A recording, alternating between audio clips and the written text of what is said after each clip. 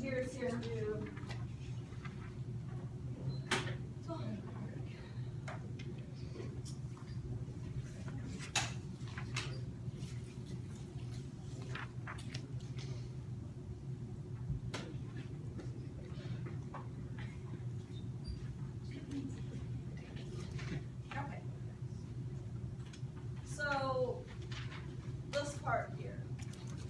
Was talking about roots and root hairs. And so roots obviously grow into the ground from plants. So what's the job of a root? What does it take in for the plant? Water and minerals also from the soil. And so nutrients from the soil. And so I should have the lights here so we can see that better. And so I don't know why it does this. Okay. So, so what we're looking at is the tip of a root. So as the root grows into the ground, it breaks off into branches and smaller branches. And we're looking at the tip of the root here. We're looking at a cross section of it. So the root is a plant. So there's lots of plant cells. That's all these little rectangular structures are each an individual plant cell. So what this is showing you is that on the outside of the root, you have specialized cells that have a different structure than the rest of the cells, like the cells in the interior. And so you can see this projection coming from that. That's what we call a root hair. And so that's only these cells on the exterior of the root.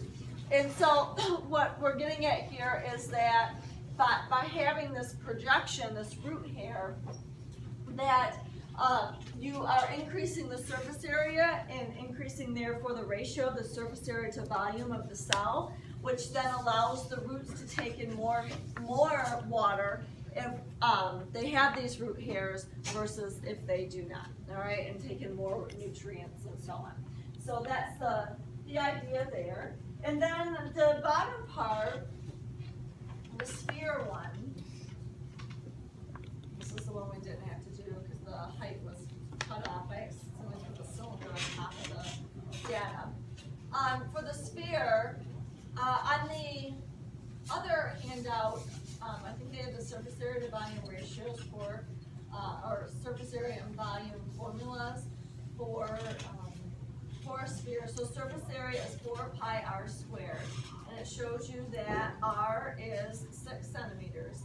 So you plug in that 4 pi, and then you plug in the 6 centimeters here, and you get a surface area of 452.16 centimeters squared. And then the volume is 4/3 pi r cubed. So you plug in r for this, which is 6 centimeters. So you end up with 904.32 centimeters cubed. And then to get the surface area to volume ratio, we divide that. So surface area on top, volume on the bottom, you end up with 0.5 per centimeter. All right? And so that's how you do that. All right? Any questions on that? All right. So then let's look at the next one. This is, a lot of people had questions on this one, and a lot of people said that they needed help, all right, on this one, with this. All right, so let's look at this. And so the first thing I asked you is to trace the pathway of a protein that is secreted from the cell. So protein secreted from the cell. We did this together actually in class when I drew that big picture on the board. So protein secreted from the cell is made out of, all proteins are made at a ribosome. The ribosome is attached to the rough ER, so it's going to start, so protein secreted from the cell is going to start in the rough ER. All right, so that's here. And then it's going to bud off and become part of a transport vesicle. That transport vesicle fuses with the Golgi apparatus and moves through the Golgi apparatus, eventually ending up in another transport vesicle. So it goes to the Golgi apparatus, ends up in another transport vesicle, and that transport vesicle fuses with the membrane, and so we put CM for cell membrane, and then goes is secreted outside the cell. All right, so, or you could just have from the transport vesicle outside the cell. All right, so that's that. So we've talked about that. The next one was also one that we talked about. And this one is the protein that's going to be inside a lysosome. Where is that made, that protein? Rough ER. Also in the rough ER. So we're going to have another arrow here from the rough ER to a transport vesicle. That transport vesicle still goes to the Golgi apparatus. But what's different is when it buds off from the Golgi apparatus, instead of going and fusing with the membrane and being secreted outside the cell, instead of that, after it fuses with the Golgi apparatus, when it buds off of the Golgi apparatus, it's not going to be a transport vesicle, it's going to be a lysosome. So then that stays inside the cell, and now you have these proteins inside the lysosome, inside the cell. Alright, so then next we have, what was next? The protein that's going to be embedded into the cell membrane. So let's look at this. What part of this whole endomembrane system eventually fuses and becomes part of the cell membrane? What out of the whole endomembrane system, what fuses and actually becomes part of the cell membrane? The transport vesicle. So let's look at this. This is the cell membrane, and this is a transport vesicle right here. When it fuses with the cell membrane, what's going to happen is it's going to kind of look like this, and it opens up. So this is the membrane right here of the transport vesicle. This is the cell membrane, and whatever's in the transport vesicle is going to leave. But after that leaves, can you see then that the cell membrane, this part here, is going to be part of the membrane that was once part of the transport vesicle? All right. So then what happens is the transport vesicle, the membrane is a lipid bilayer. All the membranes lipid bilayer with proteins embedded in it. So if we have a transport vesicle with proteins embedded in the membrane, can you see that those proteins will become part of the membrane? Right? Become part of the cell membrane. So if they're in the transport vesicle, you have proteins that are part of the transport vesicle membrane. When it fuses with the cell membrane, these proteins now are part of the cell membrane. And so all we have to do then is say, okay, well, where do those proteins come from? So we trace the transport vesicle back, and it all originates back here in the rough ER. So the rough ER has a membrane, and has proteins embedded in the membrane. Those proteins then are now going to be in the membrane of the transport vesicle. Then when the transport vesicle fuses with the Golgi apparatus, they're going to be embedded in the membrane of the Golgi apparatus. When the transport vesicles bud from the Golgi apparatus, they're going to be part of that transport vesicle. And then when they fuse with the cell membrane, they're going to be part of eventually the cell membrane. So when we look at this and look at the pathway, it's the exact kind of the same as up here with the proteins secreted, except we can be more specific. It starts in the rough ER membrane, is where the protein starts. Then ends up in the transport vesicle membrane, which then fuses with the Golgi apparatus membrane, which then ends up in the second transport vesicle membrane, which then ends up in the cell membrane. All right, so it's the same idea here, except they're embedded in the membrane, they're not contained in it. All right, and then lastly, we have our lipids that are secreted from the cell.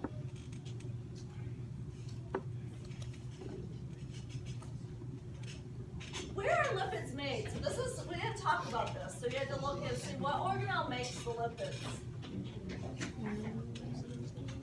Roman? Yeah, so now we're starting smooth ER. So remember, the smooth ER is connected to the rough ER. So then where do you suppose it goes from the smooth ER? All right, but before, how does it get from the smooth ER to the Golgi? Transport vesicle. Then goes to the Golgi apparatus, transport vesicle, outside of the cell. So it's very similar to the protein secreted from the cell, except the location of where it starts and where they're made. All right? So that's it. How do you guys do? Yeah? I didn't get up until the lipid. Huh? I didn't get up. Up until the lipid. Yeah, we hadn't talked about that, so that you had to kind of figure out on your own. All right. All right, you guys. So, are you pumped to talk about the cell membrane? Let me explain where we're going to go here. We are going to start chapter 7 here about the cell membrane. So we already talked a little bit in general about the cell membrane in chapter 6. Chapter 7 is all about the cell membrane.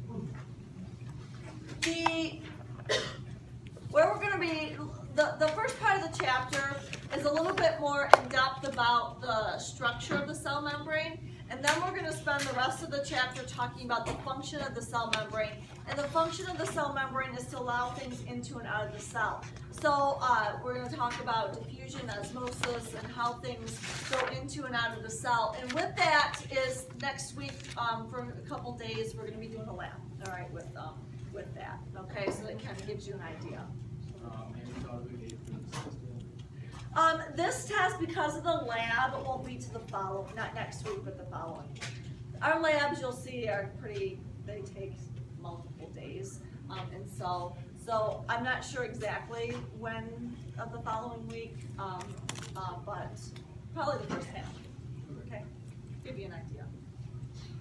Okay, so the plasma membrane is the boundary that separates the living cell from its non-living surroundings. And it exhibits what we call selective permeability, which means that it's selective about what it allows through and what it doesn't allow through. And so we'll talk about how it decides, because it's not really, the membrane itself is not living. It doesn't think, oh, we're going to let this molecule through and this molecule not through. So there's some criteria that allow certain substances to go through and others not. So this picture here gives you a general picture of a cell membrane. Is this an animal or a plant cell, do you think? I hear animal and I hear plant. This actually is an animal cell. Let me explain why. First of all, there's not a, this is the cell membrane right here. There's not a cell wall. This part right here is something else called the extracellular matrix. I'm going to label this. So when we're looking at this picture here, this part right here, so this is your cell membrane, this part right here is the inside of the cell, and this part right here is the outside of the cell. And what you have on the outside of the cell is a couple of things. This blue area here is a fluid. So your cells are bathed in a fluid. The fluid is called the extracellular fluid. What does extracellular mean? Outside the cell. So this is outside the cell. So that's the blue part on here. And then you have all these like little fibrous, kind of looks like little feathers, and these large, these are proteins. And these guys also make what's called the extracellular matrix. So you might want to draw a line that it's to these, my picture, the purple proteins here and the green fibrous proteins. So again, outside cell, and so that's the extracellular matrix. So let me show you how that relates to like what we're looking at here. If I were to just draw two animal cells that are next to each other. So, so we have these two animal cells, and so then you have the lipid bilayer. So this line here is like this here, the lipid bilayer with the proteins and so on. In between the cells, you have this extracellular fluid. And so, and then in between here, you have these proteins that are part of what's called the extracellular matrix. I'm going to draw the big purple things like this. All right. And notice that if you look here, they eventually connect. You see the connections here? They connect to the proteins on the cell membrane. So this one might connect here, all right, this one might connect here, this one might connect here. And so you have these proteins that connect to the membrane, and then you have these the second kind of these fibrous proteins as well. And so that's your extracellular matrix. And notice here that two adjacent cells, that the extracellular matrix connects this cell to this cell. Do you see that? Because it's connected to both of them.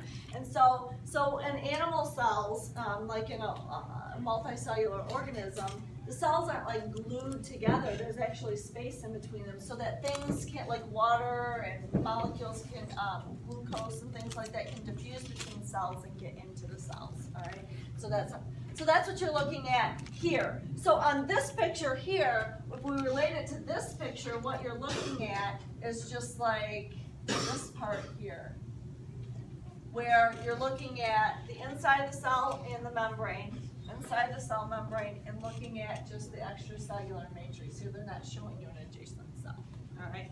So that's what we're looking at. And so if you see those, that's what that means. So let's look at the structure of the cell membrane. We know that phospholipids are the most abundant lipid in the plasma membrane, or we should know that.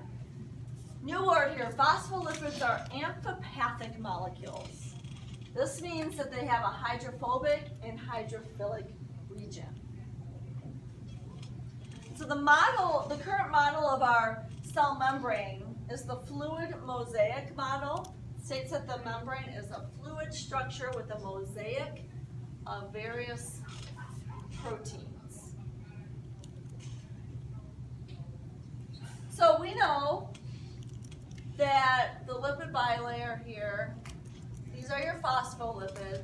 And phospholipids, new word here, are amphipathic.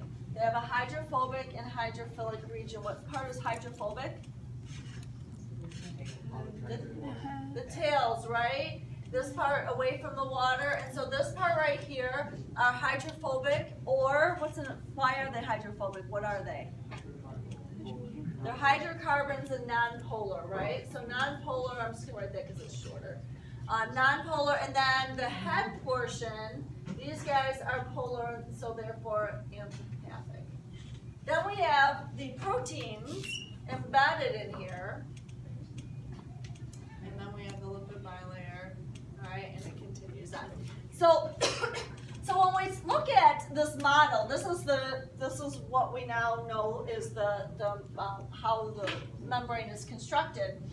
We call it a fluid mosaic model because these molecules, like the phospholipids and so on, they're not connected to one another. They're only arranged this way because you have a water-based solution out here, water-based solution out here. The polar heads go towards it, non-polar tails go interior. These phospholipids aren't bound together. So guess what? They can move around. So these phospholipids can move around imagine the phospholipid bilayer is this whole sphere, all right? They can move around and switch spots and so on. That's what gives it the fluid structure. They say that cell membranes have kind of the consistency of salad oil, all right? So it's fluid, like it's a bubble of salad oil. The membrane would be that way. The reason why they call it mosaic is it's made out of phospholipids and these proteins that are just randomly, embedded in this phospholipid bilayer. So it's like a mosaic of all these different proteins. So that's a fluid mosaic model. And so we're going to talk a little bit about how we didn't always know that this was the case, all right, as we look here. So membranes have been chemically analyzed and found to be made of proteins and lipids. Scientists studying the plasma membrane reasoned that it must be a phospholipid bilayer, and these two scientists, Singer and Nicholson, in 1972, proposed the current model, that they have a mosaic of proteins dispersed and inserted into this phospholipid bilayer. That's our current model. But we didn't always think that that was the case. And so science is a process, like what the kind of thought process here we're going to look at. So this is just your picture of your lipid bilayer showing you the amphithetic, hydrophobic, hydrophilic. This is referring back to chapter 5. This is the structure of the phospholipid what part of the phospholipid, what is up here? A phosphate group. That's what makes it polar, and so this is the water. These are all the little water molecules attracted to that. And then you have your tails. Your tails are hydrocarbons, they're fatty acids, and therefore are nonpolar, and water's not attracted to it, so they end up in the center.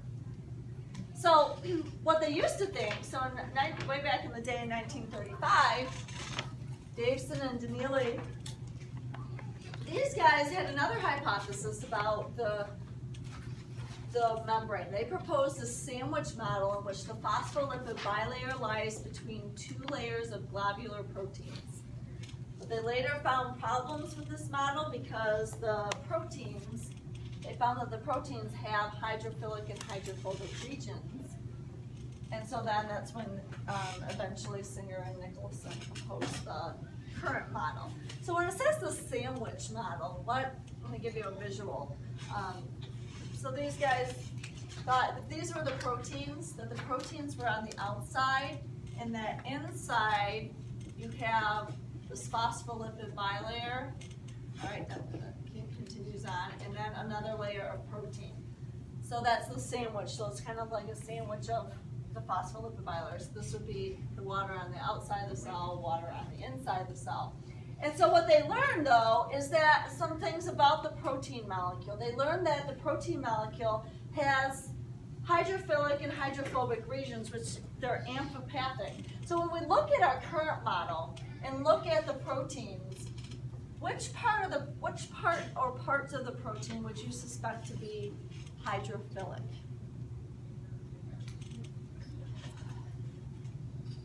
Based upon how it's situated and where the water is. Roman?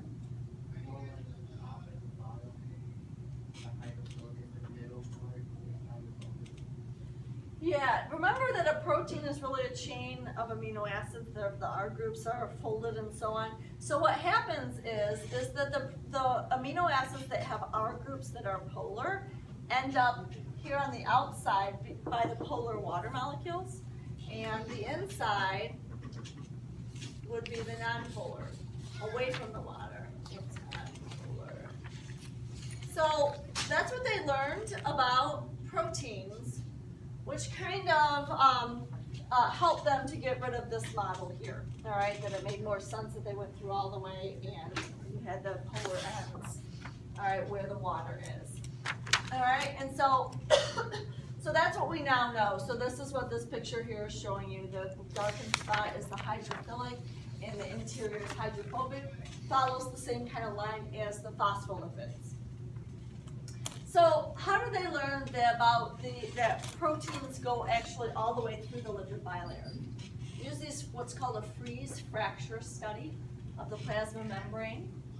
And this is a specialized preparation technique that splits the membrane along the middle of the phospholipid bilayer. And so it allows you to see kind of the interior of the phospholipid bilayer.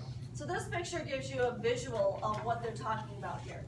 So with the freeze fracture, they took a cell, so here's your cell, and they freeze it. So things solidify when you freeze it. And so this fluid membrane becomes solid as they freeze it. So then what that does is allow them, this is the fracture part of the technique, so the freeze fracture, they separated the lipid bilayer since it's not fluid anymore. It was easy to do that, easier I should say. So that's what this is showing you here, separating the two layers. And so you see here that as they separated, the thing is that they were trying to figure out, when you look at, like if you were to look at the cell membrane from just one side, so if this was your sight, your vision coming just on this side, you see this little bump here where there's a protein and you see the phospholipids. The question was, is this protein just hanging out on the outside of the phospholipid, or does it go all the way through the phospholipid? They didn't know just by looking at the outside. And so by taking these apart, they could see if the proteins were sticking out of the membrane. So this right here is a cytoplasmic layer, This is the actual electron microscope picture here. Do you see all these little bumps? These little bumps are all the little proteins sticking out. All right, does that make sense? all right? And so therefore, that told them that the proteins go all the way through the lipid bilayer and just are not on the surface. So that further disputing this model here, all right? So for the AP test, they like you to understand the process of science. So that's why I'm showing you kind of like what they used to think, and then now what we think now and why and so on. What you don't need to do is you don't have to memorize the names and the dates of these people, all right? So what you do need to know is just the concept, okay? So,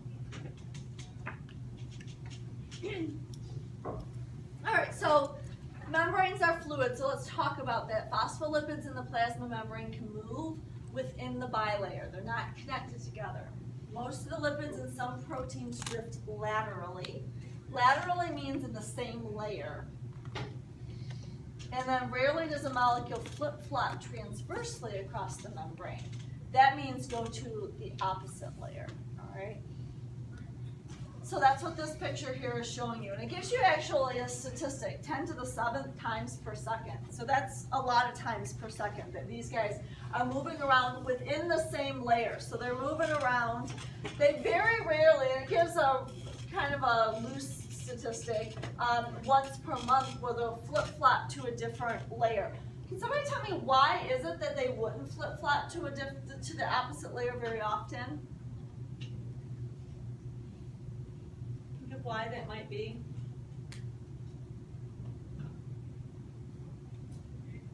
Think about the properties of the different parts of the phospholipid bilayer. Next. Because it's going to force the tails to be on the outside for a little bit.